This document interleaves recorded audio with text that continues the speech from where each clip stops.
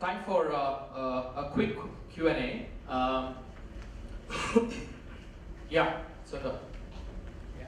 So your analytics is very fantastic, right? So do you use all these AI and deep learning techniques? I'm sorry? Do you use all the artificial intelligence and deep learning techniques to get the information out, to cull the information out from Twitter and all these social media interactions? So yes, and again, it's very difficult for all of your customers and subscribers to tell you what they want because really they don't want to take the time. What they want to do is here's my email address, here's a password I'll set up for my account, but then they don't want to take the time. So you have to use software. You have to use all of these tools available to you in order to figure out what they want.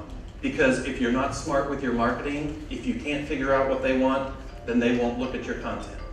So yes, we invest a lot in tools, we invest a lot in people to figure out what our subscribers and what our customers are needing.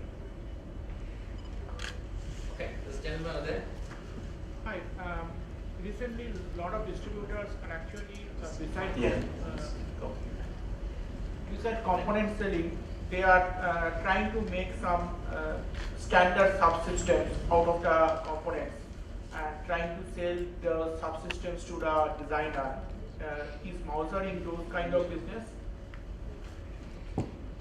What do you mean by subsystems? So basically, maybe some wireless module which can be added to the end product.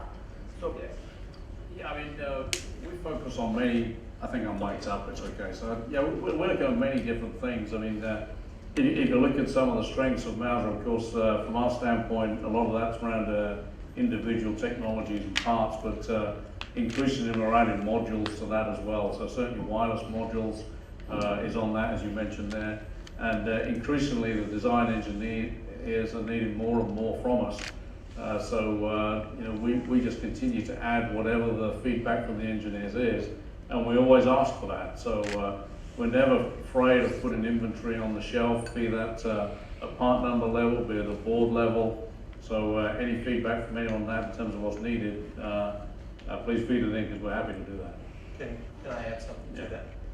So also to add to that, with the maker movement these days, and you talk about subsystems, manufacturers are making parts to where anybody can buy a module online, whether it be a Wi-Fi module or, of course, IoT. They can buy it online, have it in their hands in just a couple days, and actually have a product that's ready within a few weeks because of these products that manufacturers are building around certain platforms. So with, if you look at the suppliers we added just this year, many of them are niche suppliers creating those boards around specific platforms for major manufacturers. So for us, it's very important that we stock the latest, whether it be a open source board or whether it be a board around a specific processor. It's very important for us to have those on hand because that, again, gives the engineer a head start. And also for the maker movement, it's a quick way to get your design if you want to go into production. Okay. Yeah, David. Hi. How do you use bots and chats in your website? Is it a usable tool to use online chats and bots on your website? So we do have chat. I don't think it's one of our most popular ways to communicate. I don't know what the chat activity is globally. Yeah, no, actually, the chat activity for India is probably the highest in any region, to be honest. But and we use it, and it's good. But it's one of those services you need to offer as a distributor rather than one that's going to bring you business. So, but we have it in every country. We service it in different languages, and it's just another way that people can communicate with you. So yes, we have it. So I assume that you don't have any voice call center to support it as well. So, sorry for being so technical, but since you present so much of web activity, I'm trying to understand what is the overall package. Voice, like yes. call center.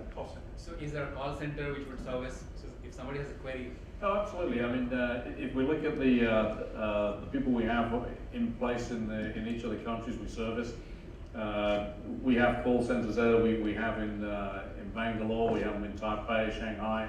All the offices we have, part of the setup is there as a call center activity, but it's an incoming customer service activity, not an outgoing sales activity. So the way we view it is that we're there to help the customer get to a part number and get the parts to him, rather than to be an outgoing sales organization. So we're very unique in that in comparison to other people. So we don't go visit customers, we don't go calling customers, we don't follow up on orders. It really is very much a service operation to make sure that we market to the customer, bring him into the service center or bring him into the website. Okay. Well, first of all, as an IESA member, thanks for what you're doing today evening. I have a question, what can be called like a counterfeit ecosystem? What it really is? Because automobile part, I can understand the CNC machine molding, you can get a counterfeit. The pharmaceutical, some powder, you can come. Whereas this is complex electronics, we have mass, the design. How can there be a counterfeit at all in the first place? Is there an ecosystem which feeds itself into a counterfeit, like a fab which can manufacture this counterfeit parts? And it's amazing, like how can they, we have so many established companies, you respect so many big companies. How does this counterfeit ecosystem work in the first place? It's an education. How actually go ahead with the How does counterfeit? counterfeit actually get into the industry? Well, I mean, counterfeit is just such a big thing, and it's probably less of an issue in India, although it's a problem. I mean, China is by far the worst place for counterfeiting. And what we actually see when it comes to counterfeiting is a lot of really good-looking parts out there, which are not good parts. And as I said in the presentation, the only way you get around that is going to 2 different places to buy it to keep out of the counterfeiting hole.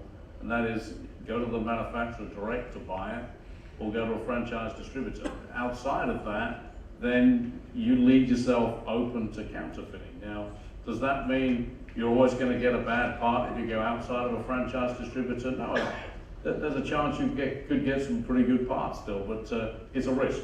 And when it comes to most businesses now, it's much better to take out a risk and maybe pay slightly more for it and make sure your line's not down. There's a lot of people out there who've had issues with counterfeit parts and probably wish they'd never done it. So it's easy for me to say, just go to a manufacturer direct or come to a franchise distributor, whoever it is. Yeah. So I think taking the lead of that question, I mean, where do you actually see counterfeiting the most? I mean, is it only China, or do you see that elsewhere is in the US as well? I mean, we see it mainly in China, to be honest. I mean, we see small pockets of it in other places around the world, but if you had to put a number on it, probably over 90% of it probably would be from China. So what kind of steps are you taking to alleviate the problem? How you kind of how's addressing the problem? Well, our steps are very much in line with the industry. So we work with the industry associations in each of the regions. So we work very heavily in North America with ECIA. We work in China with CEDA. We work in Europe with AFDEC and the other organizations in the different countries. And each of those organizations has a lot of anti-counterfeiting measures which have been put in place. And again, driven mainly from the whole ethos of educating the customers that using a franchise distributor, who mainly are the guys who make up the associations, to be a good source of the product. Yeah, so Mark, I think China is largely driven by the policy from the top, right? Top-down approach. So how do you see the Chinese government addressing such issues? Because if you're saying 90% of the counterfeiting from IESAs happens in one particular country, is there something that they're kind of giving you an assurance that they will over the years reduce this fallacy? I'd love to say there is, but there's not. I mean, I'd love to be sitting here telling you that China has all this fixed and within 2 years there'll be no counterfeiting, but To be honest, that's not true, and I think there'll be many more years of counterfeit product being on the market, and just do the right things, and if you don't buy it, then you don't run a risk. But if we wait for China to fix it, you'll be waiting a long time. So if I were to ask you a number, right, how much is your loss because of such counterfeiting products from let's say one country, right? What happens? From our standpoint, it's probably not that large. I mean, when you're dealing in smaller quantities to a lot of customers, it probably affects less. You know, you got a design engineer who's looking to build a board, and he's going to have 5, 10, 15, 20 pieces to do that. The risk for us is probably not that great. Where it hits is, of course, when it goes into volume manufacturing, when people are buying parts in much higher volume, and that's taking a huge amount of value away from the manufacturers. So at our end, I'd say it doesn't affect us too much, although it obviously has a small impact. But certainly from either the volume distributors or the manufacturers, it's a big percentage. I'm sure some of the semiconductor guys or the manufacturers will give a better number than I would. Wonderful. So the last question, Mark, again, maybe even to Kevin. I know you don't want sales guys in your organizations, right? So I know there's a lot of scope for data scientists and data engineers. What are your expectations from the Indian engineers? Well, really, I think for us the big drive in India is to we're excited by the changes from the top. Okay, it seems like the government is making a big drive about making India, and that's exciting for us because if you're going to make something in India, it's going to be designed in India. It's not going to be designed somewhere else and then brought here. So for us, that's great news because what that's doing is it's given a groundswell of engineers involved in new projects, and we're there really to help to drive that, to help those engineers get the latest parts from our key manufacturers as quickly as possible. So we have a lot of great things and thoughts about what's going to happen in India. We see it as one of the faster growing growth areas for us. It's up around about 22% this year for us. The number of customers is up 45%. The big thing for us that we need to do is to make sure our brand gets out to more people in the Indian market, and people try us. If people try us, then we think they stay. But the big job that Kevin has is to make sure we brand the company. It takes about 7 years, in Kevin's number, from starting to brand a company that people really recognize, and it takes about 7 years. We haven't been here 7 years yet. But we're continually beginning to get traction in the market, and we hope to be a big part of the design activity for the customer base here in India as the years go forward.